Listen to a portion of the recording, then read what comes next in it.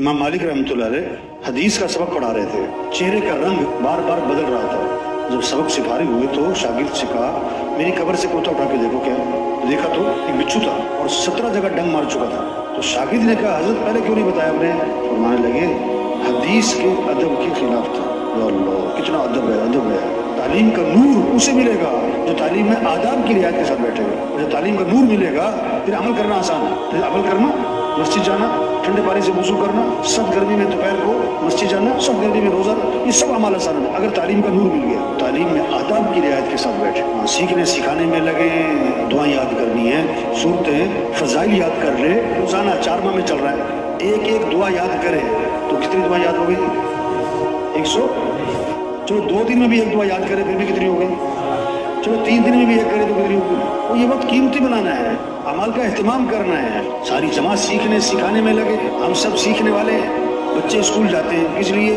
پڑھنے کے لیے، اور چوکیدار اسکول جاتا ہے کس لیے؟ چوکیداری کے لیے۔ تو بچے ہر سال ترقی کرتے ہیں، اگلی کلاس، پھر اگلی کلاس، پھر اسکول سے فارغ، پھر آگے پڑھائی، پھر آگے، پھر کسی افسر، محکمے میں افسر بن گئے۔ 20 سال کے بعد وہ کبھی اپنے اسکول میں آئے چکر لگانے تو چوکیدار کیا تھا؟ وہ چوکیدار ہی آج تک۔ کیوں؟ وہ چوکیداری کے لیے جاتا تھا، وہ پڑھنے کے لیے۔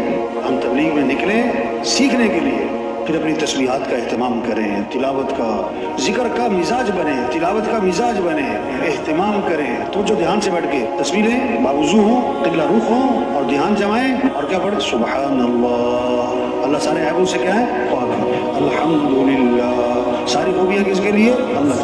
لا الہ الا اللہ، اس کے سوا کوئی مطلوب نہیں۔ اللہ اکبر، اللہ ہمارے تصور سے بھی بڑا ہے۔ تسبیحات کریں، درود شریف پڑھیں، استغفار کی تسبیح کریں۔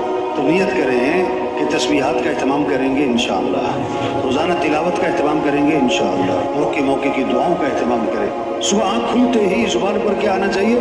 الحمدللہ الذی احیانا بعدما اماتنا والیہ النشور۔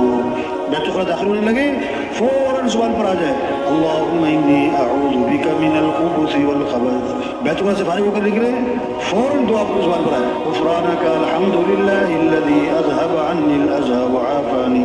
جب مسجد میں داخل ہوں اللہم افتح لی ابواب رحمت۔ جب مسجد سے نکلے اللہم انی اسألک من فضلک، فوراً دعا۔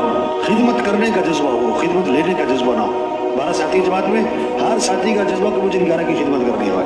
کوئی عمر میں بڑا، کوئی عمل میں آگے، کوئی علم میں بڑا، کوئی ہم سے زیادہ پرانا، کوئی بیمار ہو گیا خدمت کرے، بوڑھا ہے بھی خدمت کرے۔